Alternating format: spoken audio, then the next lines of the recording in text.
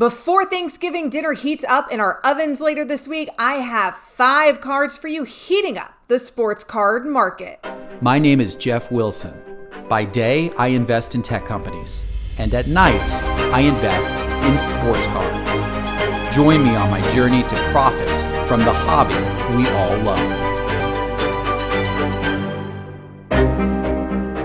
Sports card investors, I'm Amber Wilson. I'm filling in for Jeff today. It's Thanksgiving week, he's off.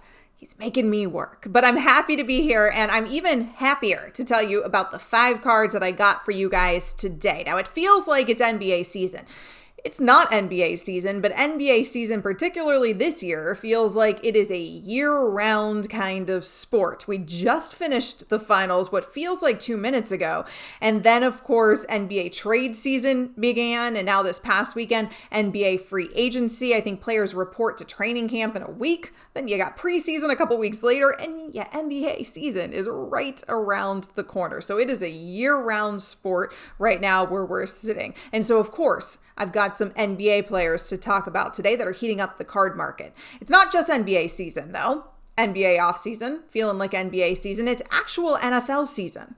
It's not the NFL offseason feeling like NFL season. It's just actual NFL season. So let's do some NFL. I'll also give you some NFLers who are heating up the card market as well. Now, before I hop into any of that, I wanted to remind you guys to not forget to sign up for the virtual holiday.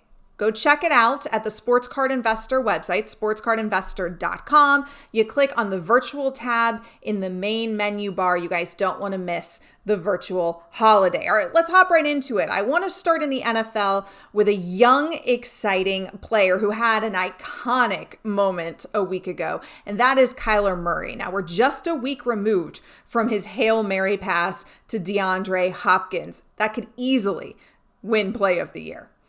Kyler's cards were already extremely hot before that iconic moment, which only served to turn up the heat on his cards even more. Coming into the league last year, there was questions around Kyler Murray because people were concerned about his height.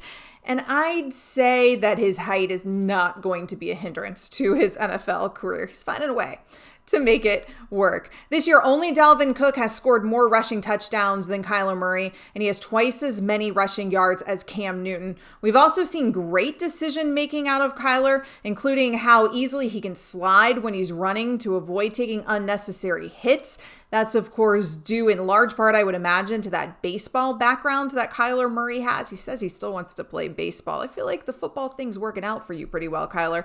But sliding from baseball is definitely a skill that translates to football. And I think that's really going to help the longevity of his career, being able to avoid some of those big hits. Beyond just his skills, though, as a runner and a slider, he's actually impressed the masses as well with his arm talent, his ability to throw that deep ball. We can't take that away from him either. He's not just a mobile quarterback. He's also an accurate quarterback and a quarterback with a strong arm. So as Kyler continues to develop, more and more attention is being paid to his cards. Let's take a look at Kyler Murray's 2019 Prism Silver PSA 10.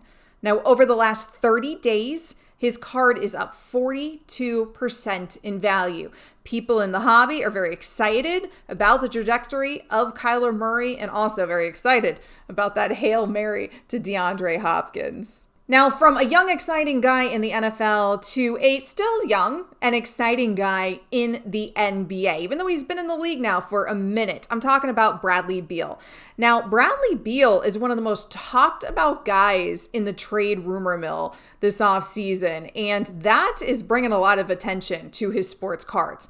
Last season, Beal was second in the league in scoring. He averaged 30.5 points per game.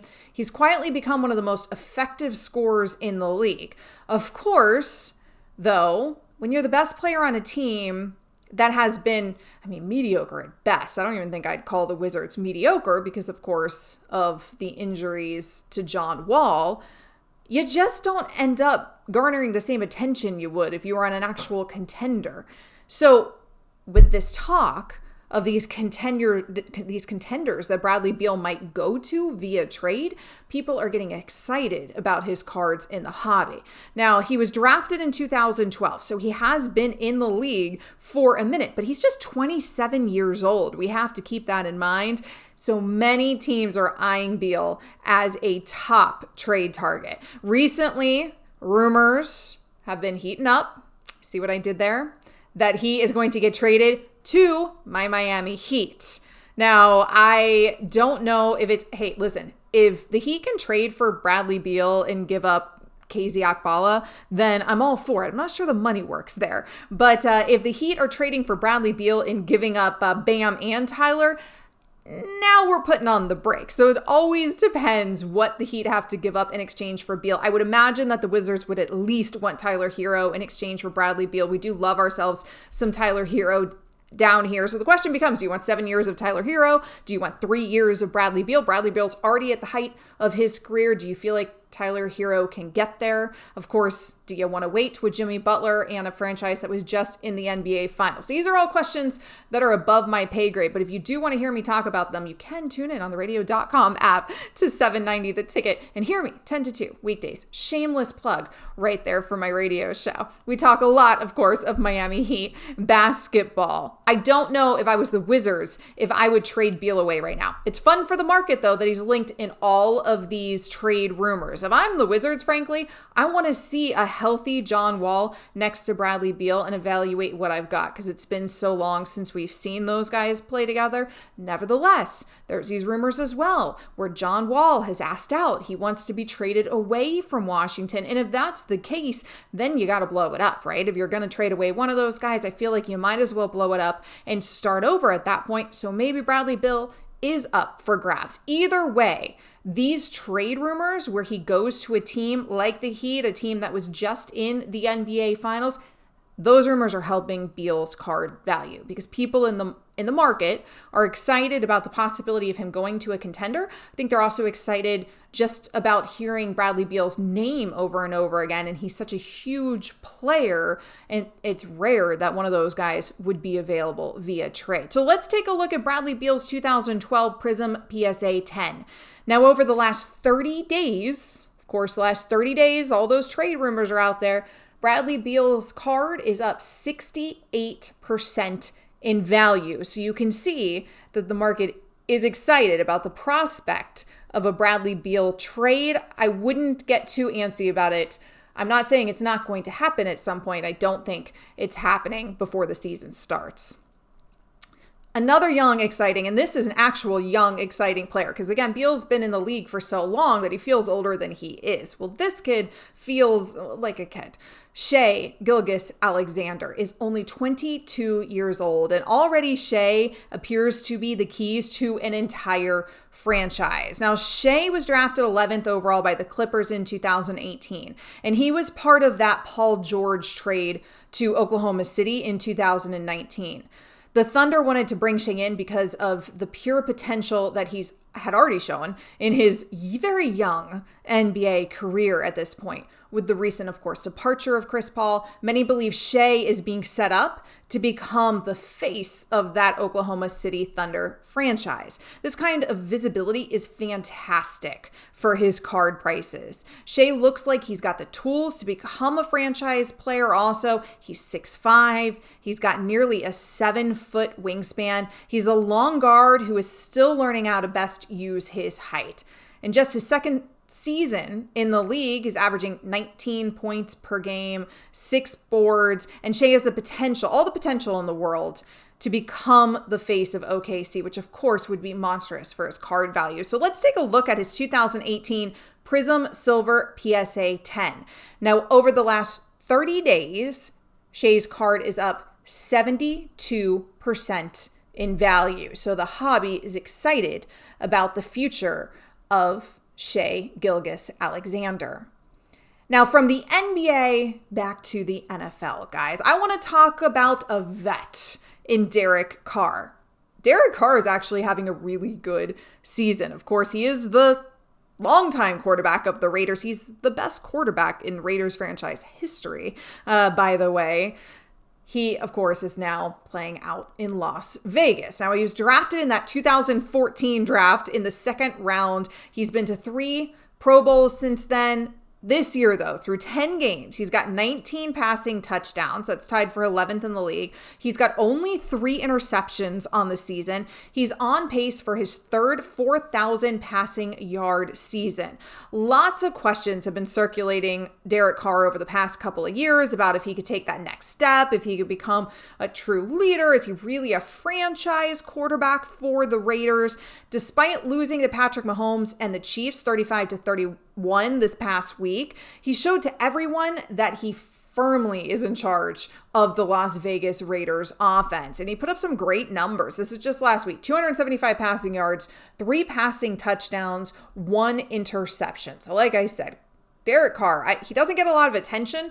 Frankly, Derek Carr is having a good season for the Las Vegas Raiders. Let's take a look at his 2014 Topps Chrome Refractor PSA 10. Now, over the last 30 days, Derek Carr's cards are up 103% in value. So certainly the narrative around Derek Carr is changing, and people in the card hobby are coming around and excited about the vet. Going back to the NBA, DeAndre Ayton. Now, Ayton was the number 1 overall pick in the 2018 NBA draft by the Phoenix Suns, and he's one of the key pieces that the Suns are building around for the future. That is becoming an exciting NBA franchise out there in Arizona. Last year, Ayton had a very impressive season. He was averaging 18 points per game, 11.5 boards, 1.5 blocks per game. Ayton hasn't stepped foot on an NBA court since August 13th. But his cards are moving for a different reason. Nothing that DeAndre Ayton himself is doing, but the arrival of Chris Paul in Phoenix. CP3, of course, one of the greatest floor generals of this century. This trade is everyone dreaming about the kind of numbers that Ayton might be able to put up, with Paul serving up buckets to him on a silver platter. Paul is also one of the best alley-oop passers. We saw that, of course, during his Lob City Clippers days. That helps the highlight reel. Back when CP3 was lobbing it up to Blake Griffin, highlights help card prices. So if Ayton not only gets to put up 25, 30 points per game, but he can also make SportsCenter's top 10 every week, that's going to make his card prices explode. This, of course, is the ideal situation for investors hoping for, that future gain on DeAndre Ayton and hoping for what the future looks like here. His card is expected to become really, really hot. Let's take a look at his 2018 Prism Silver PSA 10. Now, over the last 30 days, DeAndre Ayton's card is up 104% in value. You can see that on the card chart right there. Like, that boost is not anything DeAndre Ayton's doing, because I don't know what he's doing. I'm sure he's having a lovely time and being socially distanced, but the man's not playing basketball. All you're seeing right there with that bump right there is the entrance of Chris Paul. And that's what Chris Paul being on your team and being the one to get you the ball can do for your card prices. All right, guys, again, sign up for the virtual holiday if you haven't already. Subscribe to the channel by clicking the bell icon here if you haven't done that either. Have a very happy Thanksgiving. I'm off on Thursday, so there will be no forecast, but I'll see you guys on the forecast next week. And of course, Jeff will be back next week too.